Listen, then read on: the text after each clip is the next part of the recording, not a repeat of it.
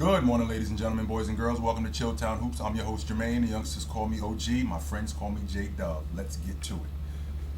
The playoffs is such a great time of year, man, because the best of you comes out, but also the worst of you comes out. And the reason why is because teams get to focus solely on you. And the longer they get to focus solely on you, the best comes out of you, but also the worst comes out of you. So if you're not a late game performer, we're going to see that even more. If you're not good dribbling to your left and pulling up, we're going to see that even more. Whatever deficiencies you have, whatever you can't do or you're not very good at, there's going to be a light, an interrogation light shown right on that. But whatever you are good at, a good coach and a good system, they're going to amplify that. So, for example, the New York Knicks. The New York Knicks are a dirty work, gritty, tough team. So are the Miami Heat. Even more so considering the amount of undrafted players that they have. A lot of these guys are playing for contracts, not just for the Miami Heat, but for other teams they're auditioning them for. There's teams looking at Gabe Vincent going, that could be our starting point guard right there. There's teams looking at Max Strus going, he can help us. Maybe we can pry him away from the Miami Heat. So these guys are going to play significantly harder in the playoffs. And looking the way they do, it just amplifies their status.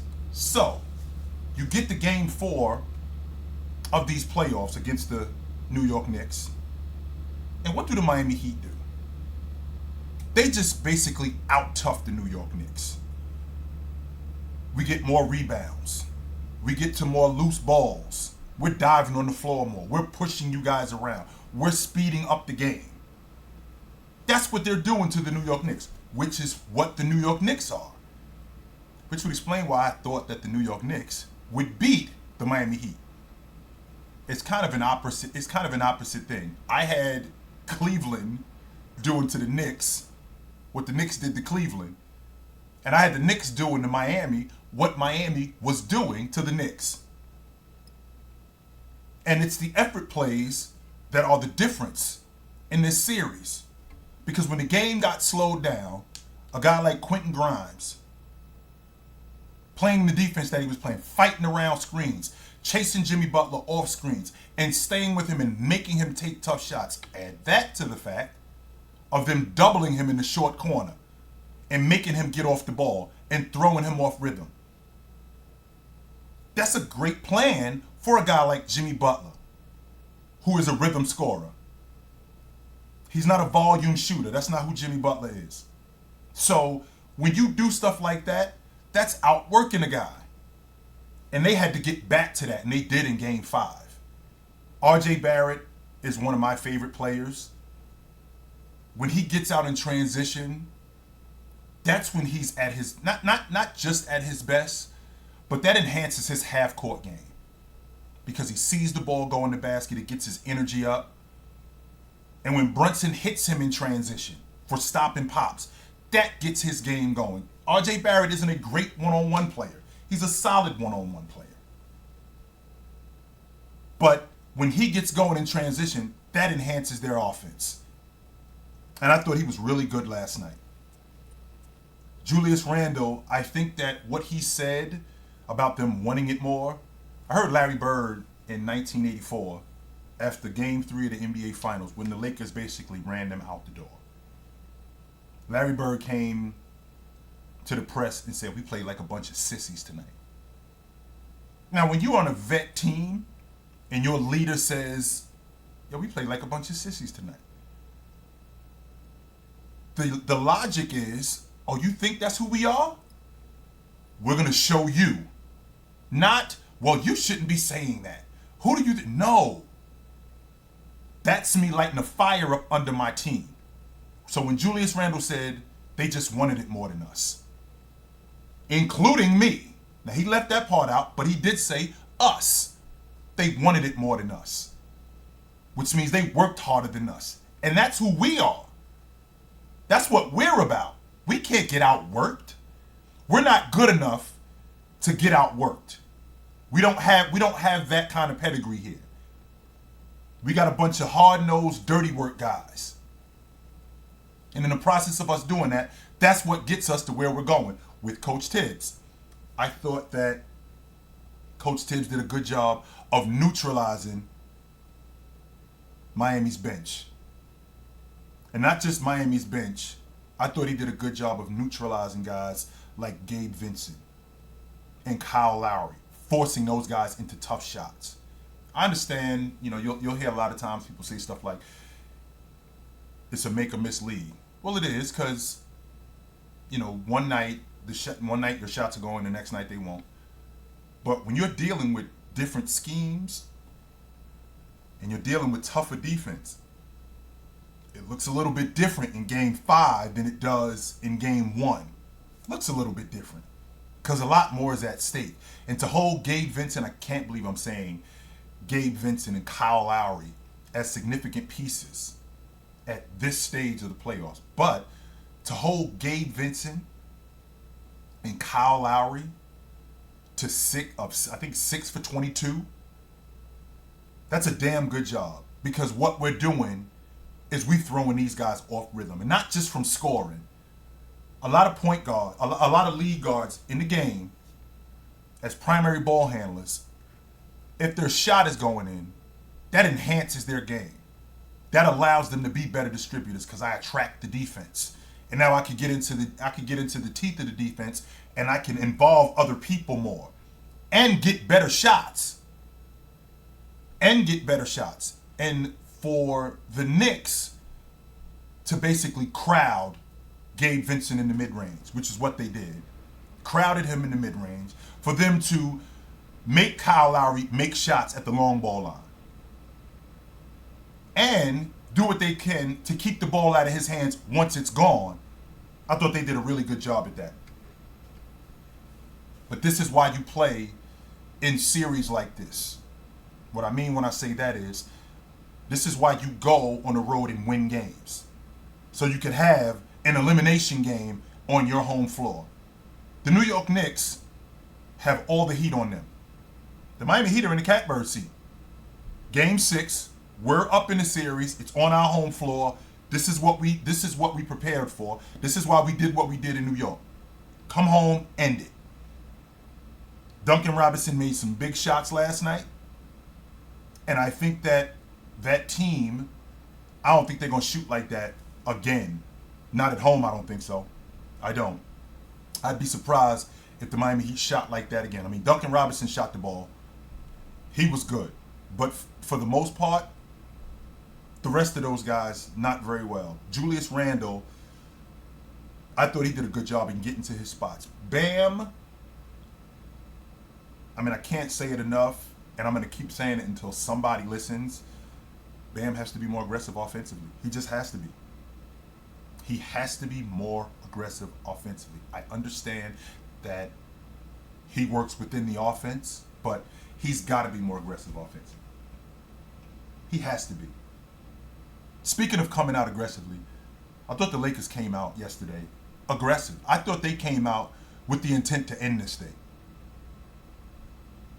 I thought the adjustment that Steve Kerr made with pulling Anthony Davis away from the basket. The problem that we're having is Anthony Davis is matched up on Gary Payton Jr., which was a great adjustment for Steve Kerr, putting him in the starting lineup.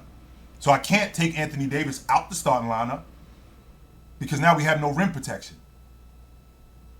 So what he's done is he's inserted Gary Payton Jr. into the starting lineup, and now he's got him in pick and pop action or pick and roll action. And now he's got Curry. He's got Anthony Davis chasing Curry off screens. And now, once that pick happens with Gary Payton, all he does is dive to the dunker spot and stays around the rim. Anthony Davis isn't around. Not only is he not around, James is dealing with Andrew Wiggins on the wing, who's also diving to the basket and getting beat on backdoor cuts. Now you have no rim protection. I thought that was a great adjustment. I'm interested to see how Darvin Ham handles that. You got to get better production out of Rui. Rui was the difference in that Memphis series. He hasn't really given you much in this series. I thought they did a good job on Klay, forcing Klay into tough shots. Klay can still make an open shot. That lift isn't there like it was. And the difference in that game, that lift wasn't there like it was, but he can still knock down open shots, and he's still a threat from 25 feet. That's just who he is. I thought Austin Reeves gave them some really good minutes last night. D'Angelo Russell, he's one of those guys who the Lakers have, like Malik Beasley, like Troy Brown, D'Angelo Russell, Schroeder. A lot of one-dimensional guys who, if they're not doing their job, aka hitting shots, they're pretty useless. And D'Angelo Russell is one of those guys who, if he's not hitting his shot, there's really not much going on with him. And I could see how the Golden State Warriors did everything that they could to hunt him and put him in constant, not just pick and roll action, but constant off the ball action. I thought they did a good job at that. Jordan Poole came off the bench and gave them some good minutes. And that's because, again, when you're at home, the energy is different. Especially as a rotation guy, the energy is different. And with the energy being different, particularly good for you, you play better. You play better. Now, Steph Curry said, quote, I think all the pressure is on them to close this out in game 6. Just so you guys know, that's a psychological ploy. That's all I'm going to say about that. That is a psychological ploy. And I'm not going to go any further into that. That is a psychological ploy that you guys are going to see later on. And speaking of seeing something, I saw the all NBA defensive team, and the fact that Anthony Davis wasn't an all-league defender is mind-boggling to me. I mean, we're talking about a guy who enhances a defense like he does. I think the Lakers were a top 3 defense in the second half of the season. I think he led the league in rebounding for the amount of games he played. The idea that, well, he only played 56 games, so he hadn't played enough. Just so you guys know, in the 17-18 season, Rudy Gobert played 56 games. He was the Defensive Player of the Year. So the idea of the amount of games being played, that logic doesn't work, because there is no standard for the amount of games. That's just something that people go off and go, well, you didn't play enough. I think the good thing is that now the NBA has mandated next season, moving forward, that you got to play a certain amount of games in order to be considered an All-NBA performer. And the reason why I think that's a good thing, is because if you don't, we're going to see guys like Pascal Siakam. We're going to see guys like Jalen Brunson. And I've said this to you guys in the past. These guys care about this stuff. They care about being the league MVP. They care about being an All-NBA performer. They care about the Defensive Player of the Year. So when they see guys that are on the All-NBA team that they know they're better than, well, I might have to play more. I got to play more, because this guy, you can't talk about this guy being better than me because he's on an All-NBA team and I'm not. Nah, so I got to play more games. And since we're on the subject of the All-NBA team, Donovan Mitchell not being a first-team All-NBA performer is still mind-boggling to me. We're talking about a guy who gets on this Cleveland unit that was in the play-in tournament last year. They became a top 5 seed, and he was clearly in the regular season, he was the best 2 guard in the game. For Luka and Shea to be first-team All-NBA performers is mind-boggling to me. You're talking about a guy on the team that's in 11th place and a guy that's on the team that's in 10th place. This is an anomaly. This is not something that you're going to have moving forward. Just so you know, Anthony Davis made first-team All-NBA 8 years ago, and his team didn't make the playoffs. You know who did it before him? Marcus Johnson, 45 years ago. This is an anomaly. This is not something that's going to be on the regular.